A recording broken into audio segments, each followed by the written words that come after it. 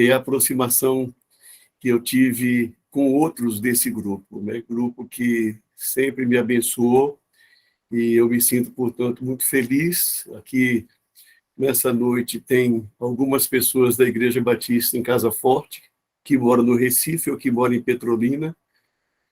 Tem aqui pessoas queridas de Salvador, da Igreja Batista da Graça, ou ex-Igreja Batista da Graça.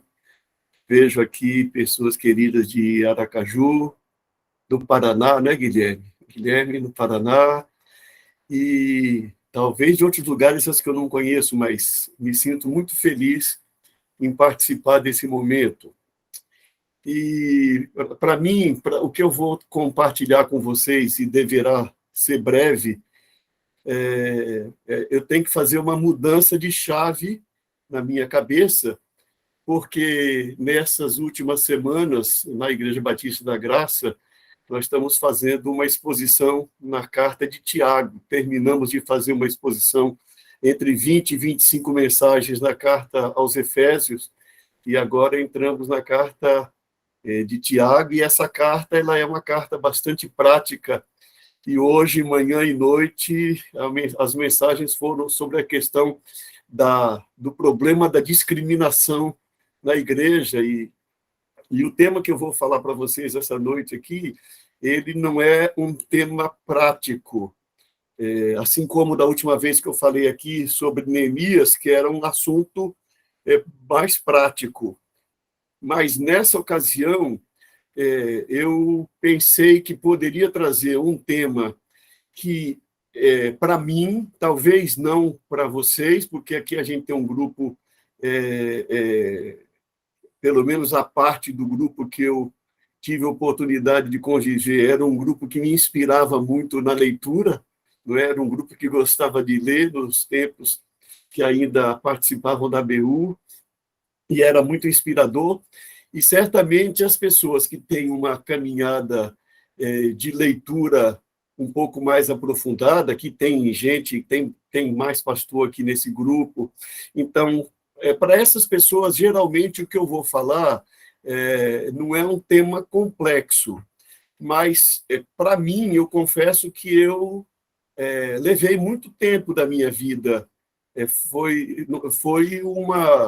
Foi uma questão existencial, propriamente, uma busca existencial, um elemento que eu tive que investir. Pode ser pela minha limitação, alguns com outra capacidade enxergaram de maneira mais rápida e conseguiram fazer a separação das coisas mais rapidamente, mas eu confesso que eu levei muito tempo, os 5 anos de seminário, e mais as 13 matérias que eu paguei no mestrado em teologia, não foram suficientes, confesso a vocês. Foi uma busca existencial fora, tentando equacionar isso na minha própria cabeça, e vocês talvez já estejam ficando curiosos do que se trata, né? Eu vou já colocar. Mas, assim, então, por que eu escolhi compartilhar com vocês e estar com o propósito de fazer uma proposição, pensando que, pelo modelo que vocês adotam, sempre ao final vocês têm um momento de trocas de perguntas, de comentários, né? E eu fico na expectativa dessa noite de mais ouvir do que responder. Mas essa proposição que eu coloco assim como proposição teológica e não uma proposição prática, eu não estou trazendo essa proposição aqui por acaso nessa noite.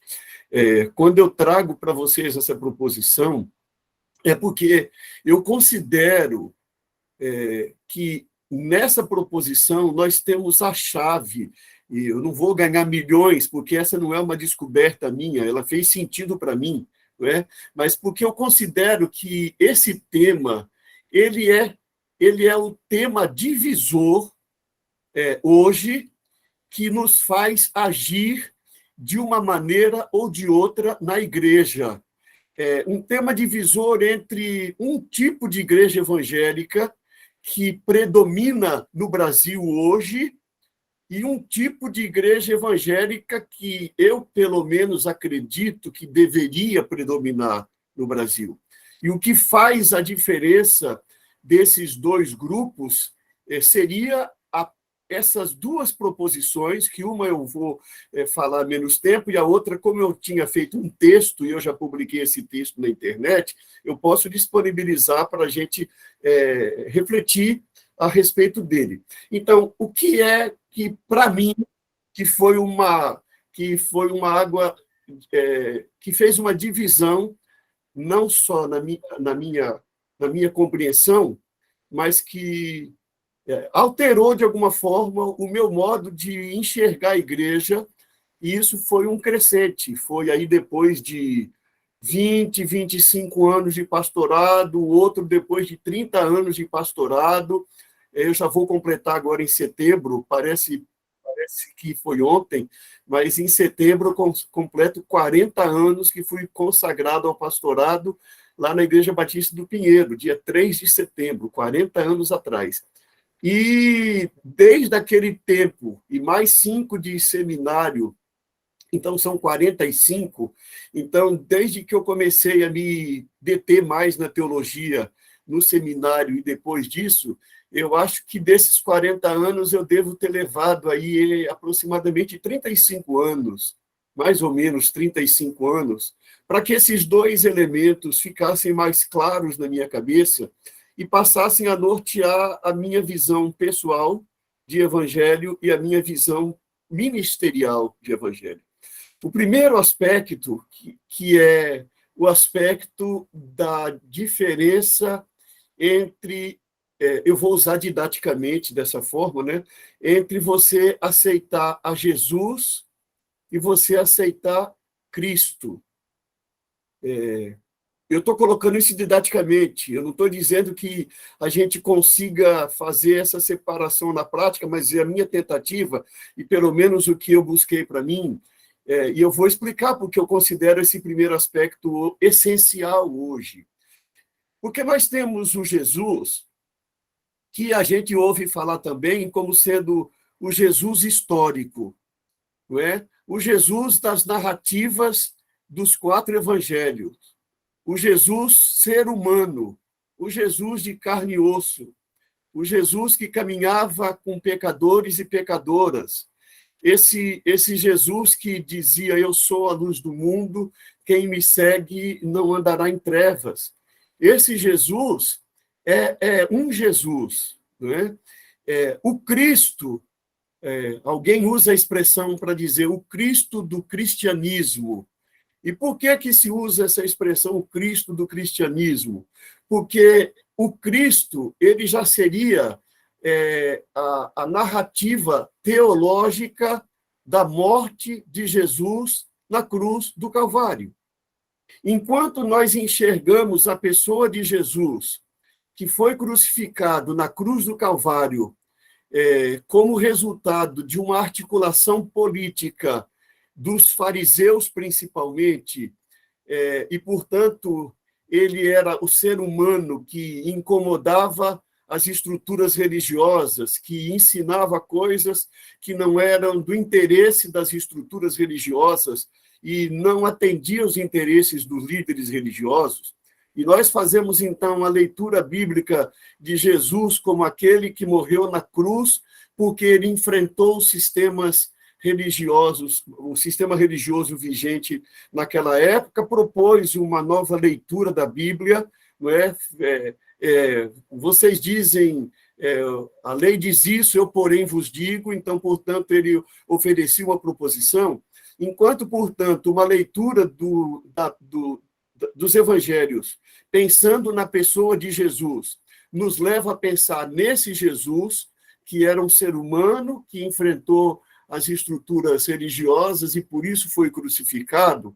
A leitura teológica da vida de Jesus, e que ela acaba se resumindo, então, naquilo que nós chamamos o Cristo, e aqui é mais do que aquele Cristo que no grego seria o ungido, ou o hebraico, que é o Messias, que seria o ungido, não é?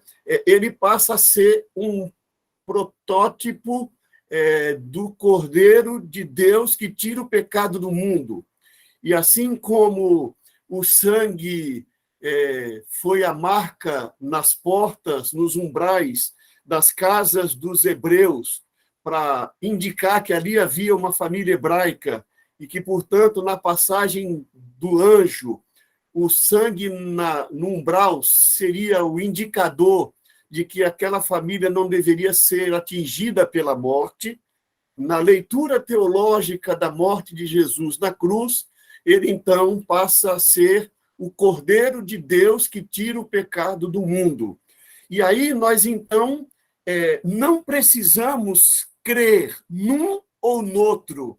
Nós podemos crer e devemos crer nos dois, porque os dois são igualmente uma realidade do Evangelho. E aí, então, você vai me perguntar, mas, pastor, por que, então, que o senhor está dizendo, que você está dizendo que a gente faz uma separação entre Jesus e o Cristo, que Cristo não é sobrenome de Jesus, que Cristo é um adjetivo que é ungido, mas que na cristologia o Cristo é mais do que um ungido, o Cristo é o Cordeiro de Deus que tira o pecado do mundo. Se Cristo é esse, e o próprio Cristo admitiu, e agora eu vou usar o próprio Jesus, admitiu que ele era o Cristo, não é? Quando conversando com os discípulos, o que é que eles dizem a meu respeito? Uns dizem que você é Elias, outros dizem que você é isso e aquilo. E vocês? Tu és o Cristo. E ele assimila e aceita essa indicação. E, portanto, nós não precisamos escolher entre crer em Jesus ou crer no Cristo. Porém, nós temos uma questão de natureza teológica, de ênfase teológica, que faz uma diferença muito grande e que até nos responde por que o Brasil tem uma quantidade tão grande de evangélicos e não estamos vendo a diferença na realidade do mundo. Por que a gente vê tanta gente fazendo arminha, e aqui eu não estou querendo politizar, mas para dizer um exemplo que todo mundo pode dominar, por que a gente vê isso? Porque nós temos duas pregações separadas. Nós fizemos uma separação. Então, nós temos um segmento que ele prega muito Paulo, ele prega muito Romanos, ele prega muito a cristologia, ele prega muito o evangelho da salvação da alma no futuro. E ele fala apenas do Cristo que derramou o seu sangue na cruz para nos salvar. E a salvação aí não é no sentido joanino, mas é no sentido que a teologia desenvolveu, que essa salvação é só depois que a gente morrer, ou você vai para o céu, ou você vai para o inferno. E o que faz diferença é você aceitar ou não aceitar o que Cristo fez por nós na cruz do Calvário. Então, no momento em que a igreja prega somente esse Cristo, ela está tirando de nós a possibilidade de reconhecer o Jesus de Nazaré, a luz do mundo, aquele que viveu entre pecadores, aquele que substituiu a leitura da Bíblia, que é o segundo aspecto, pela ótica do legalismo e do Moisés, e começa a fazer o ensino de uma leitura da Bíblia com as lentes da graça de Deus. E que isso faz uma mudança total na nossa ética, na nossa vida como igreja. E que, portanto, a igreja deixa de ser apenas aquele lado que diz assim, eu vou ali na praça, prego o evangelho, trago a pessoa, aceite Jesus Cristo como seu Salvador, a pessoa levanta a mão e a gente diz, agora você pode ficar sentado aí na cadeira, que eu vou ali na rua buscar mais alguém. E que Robson, lá naquele livro, O Cristão, esse chato, lá da década de 70, que ele escreveu, ele diz assim, e a gente vai se tornando uma espécie de depósito, que é um depósito de lâmpadas, a igreja, o templo, é um depósito de lâmpadas, um armazém de sal, né? E onde precisa da luz e precisa do sal, a igreja não está lá, porque o nosso papel, para usar uma linguagem que foi popularizada no meio teológico, o nosso papel é povoar o céu. Então, quando a gente escuta alguém falar que o nosso papel é povoar o céu, é porque essa pessoa só fala do Cristo que derramou seu sangue na cruz do Calvário para salvar nossa alma do inferno. E ela se esquece da dimensão do Jesus de Nazaré, que é aquele que nos ensinava como é que a gente deve lidar com as coisas, com as pessoas, nesse mundo, sendo o sal da terra e a luz do mundo. Então, a primeira questão que eu queria deixar para a nossa reflexão, e que eu acho que a gente precisa ter essa consciência, e que isso até deve nos ajudar a compreender aquelas pessoas que não estão pensando como nós. Eu vou dizer nós aqui, mesmo não conhecendo todos desse grupo, mas pelo menos da parte que eu conheço, porque foi com a parte que eu conheço que eu também aprendi a olhar essa outra dimensão, e daí até esse nome do grupo, Comunidade Missão Integral, que é a ideia de que você vê a necessidade do ser humano na sua integralidade, de um Deus que está interessado não só na sua alma no futuro, mas também no seu corpo no presente, na vida do ser humano como um todo. Se nós compreendermos essa preposição teológica, que Jesus Cristo, embora apresente em duas dimensões teológicas, e que uma ala do cristianismo, que o pessoal chama de progressista, enfatiza mais o nome Jesus de Nazaré, e a outra ala, chamada mais conservadora, enfatiza o Cristo que salva a nossa alma, nós vamos entender que a gente tem uma ponte de diálogo, que é possível a gente caminhar, apenas que cada lado entenda, talvez precise conhecer mais o Jesus de Nazaré, e o outro lado talvez precisa conhecer mais o Cristo, para que a gente entenda a missão integral, que é a nossa vida presente e a nossa vida futura, que é a nossa vida como um todo. Essa é a primeira preposição que eu queria deixar aqui, e acho que já falei mais do que eu estava prevendo só nesse primeiro aspecto, mas é assim uma questão que eu considero.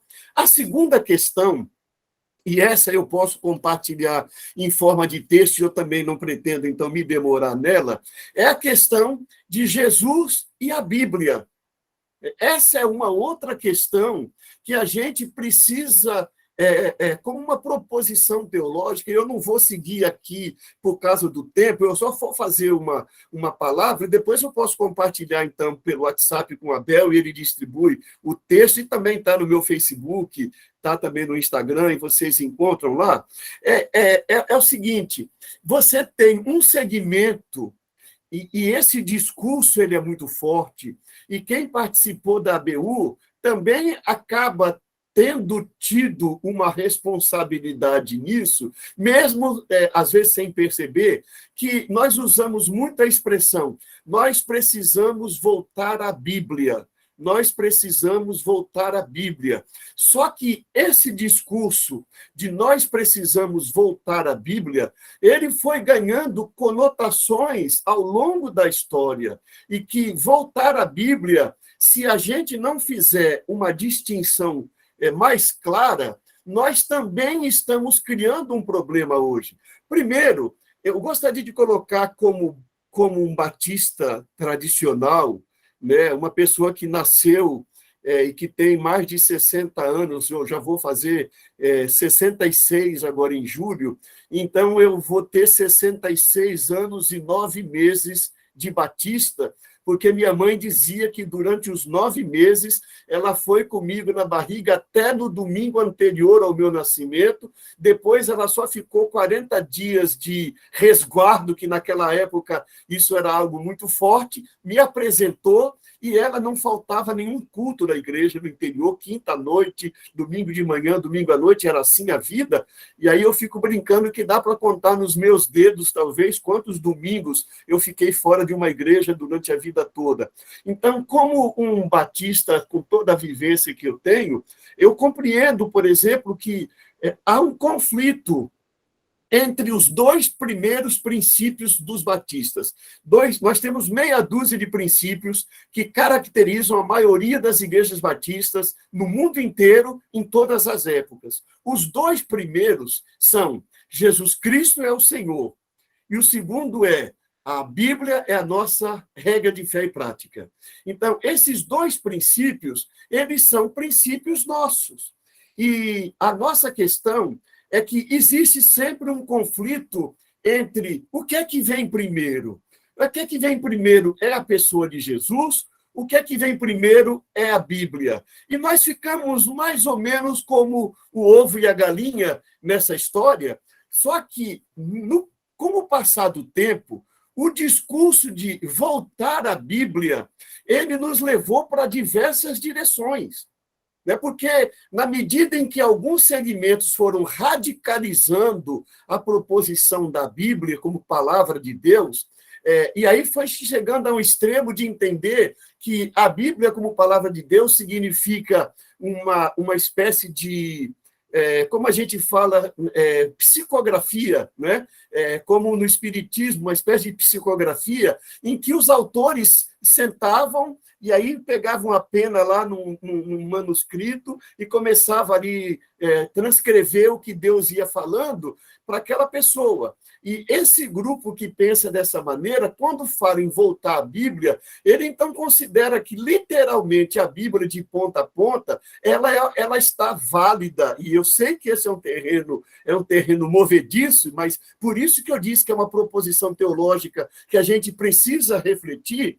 É como se aquilo, de capa a capa, verso a verso, ela teria validade para os nossos dias hoje, e, portanto, nós devemos seguir à risca, porque ela é a nossa regra de fé e prática. Nós temos um segundo grupo que compreende, e eu me alio a esse segundo grupo, que a Bíblia foi inspirada por Deus, mas não foi uma narrativa psicografada, e que ela foi escrita dentro do seu contexto sociocultural, e que, como dizia um professor, como todo pressuposto teológico, ele é complicado, mas ele dizia que a revelação é progressiva, né, e que a revelação, Deus foi revelando progressivamente até chegar no auge, que é a pessoa de Jesus Cristo.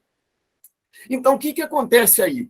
Quando a gente vê que essa ênfase na volta à Bíblia, ela começa a ser dada, as pessoas começam a voltar à Bíblia sem considerar a pessoa de Jesus.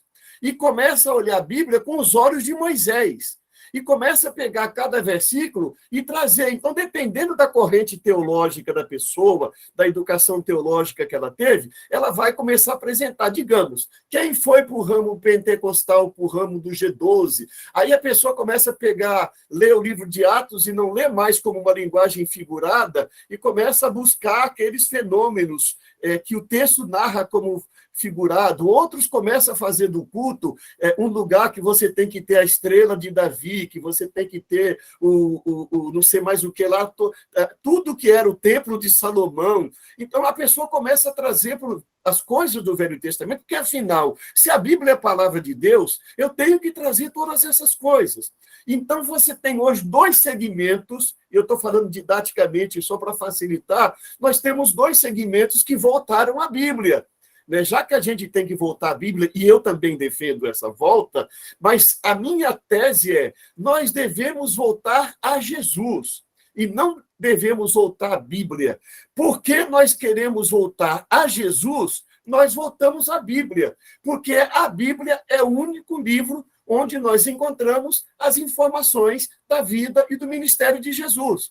Se a pessoa volta à Bíblia sem colocar Jesus como a chave hermenêutica, ela volta para uma leitura legalista da Bíblia, ela volta com a ótica de Moisés, ela começa a pegar a cultura de 3, 4 mil, 5 mil anos atrás, de um grupo que estava andando pelo deserto, que não tinha habitação, que era em barracas, que não tinha estrutura sanitária, que não tinha estrutura de saúde, que não tinha nenhum tipo de tecnologia, que não tinha as descobertas científicas que nós temos hoje, mas pelo desejo sincero de voltar à Bíblia, a pessoa começa a trazer questões daquela época para a nossa época, e aí começa a trazer valores que não se aplicariam mais na nossa sociedade. E quando uma pessoa escuta falar, então, a respeito disso, diz, está querendo atualizar a Bíblia. Não, apenas a proposição é voltar a Jesus.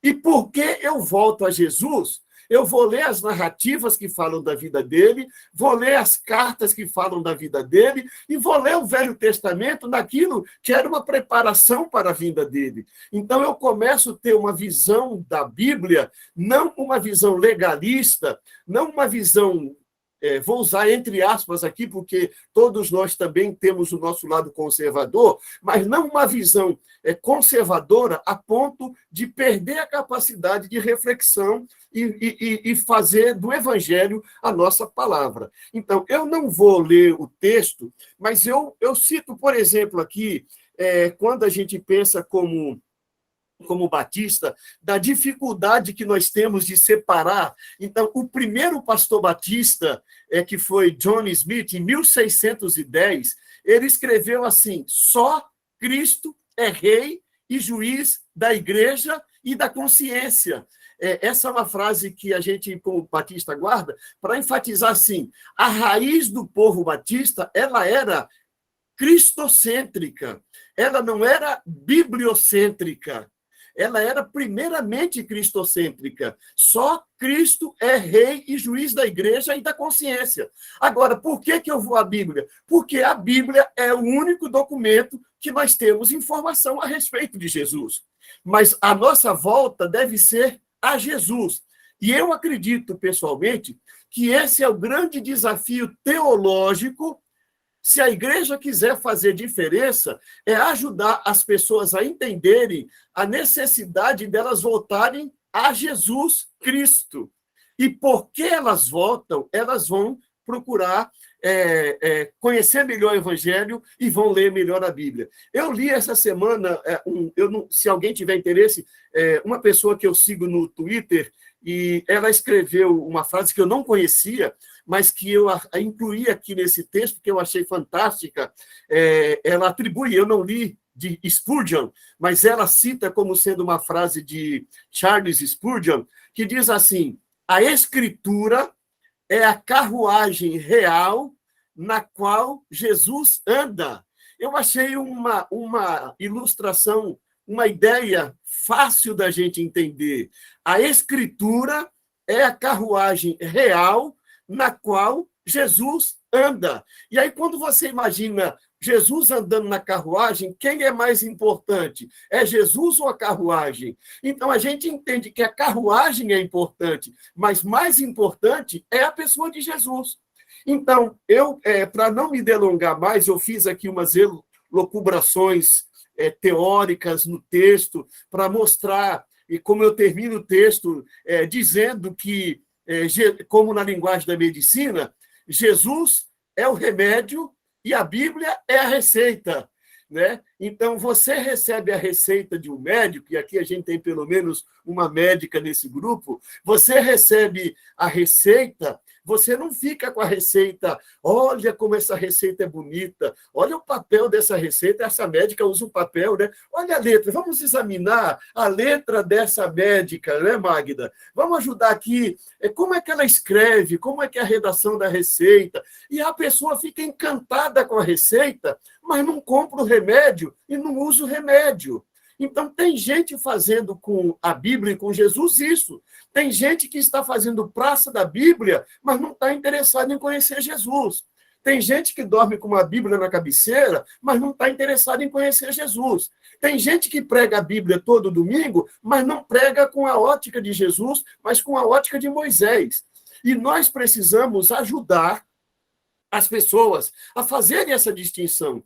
Isso não é um desmerecimento da Bíblia, isso não é uma desvalorização da Bíblia. E eu termino a minha fala dizendo, nessas duas preposições que eu trago aqui, a primeira não é uma desvalorização do Cristo crucificado na cruz do Calvário, e a segunda não é uma desvalorização das Escrituras Sagradas. O que a gente quer é trazer Cristo para o centro. Jesus precisa ser conhecido primeiro como Jesus de Nazaré, e pode ser que a pessoa conheça primeiro como Cristo. Eu mesmo, na minha experiência histórica, aceitei Jesus com 8 anos de idade por medo de ir para um lugar que os meus pais não estariam. Eu tinha 8 anos, e quem estuda aqui também tem psicólogo aqui, sabe que nessa fase da nossa vida, os pais para a gente são tudo.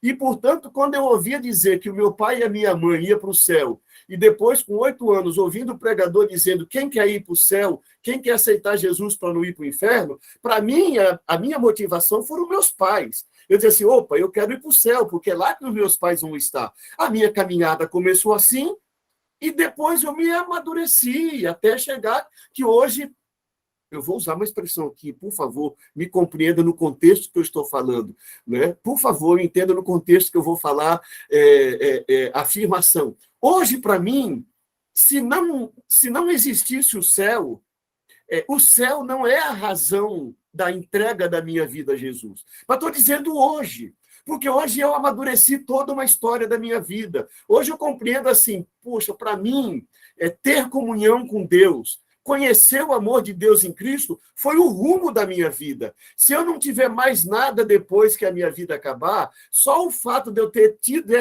esse norte de vida, essa pessoa que me ajudou a encontrar sentido, né? Para a minha existência, já valeu a pena. Então, essa questão que eu quero dizer. Não é que a gente não valorize o céu, mas o que a gente valorize é a comunhão com Deus. E quem é que faz a comunhão nossa com Deus? É a pessoa de Jesus.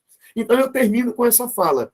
Se a gente quiser ajudar o Brasil com a nossa evangelização, nós precisamos, até onde eu consegui enxergar, recuperar os 2 aspectos. Primeiro, Jesus de Nazaré, junto com o Cristo da teologia. Aceitar Jesus Cristo. Não é? Segundo, entender que a nossa volta tem que ser a Jesus, e essa volta vai exigir a gente caminhar pela Bíblia, porque é o único documento que nós temos que fala a respeito de Jesus. Eu espero que eu tenha trazido mais luz do que confusão, mas também se chegou um pouco de confusão, faz parte do processo, e a gente só cresce quando a gente fica meio confuso, e por ficar confuso a gente corre atrás, né? E corre atrás e vai pesquisar e vai ler, para ver se a gente entende a nossa experiência, que é uma experiência sobrenatural, é o toque de Deus na nossa vida. Que Deus abençoe a nossa vida. Acho que passei muito do tempo. Não, passou não. Amém, amém, amém. Deu um nó aqui na minha cabeça. Gente, com certeza, né? Muita gente vai querer falar.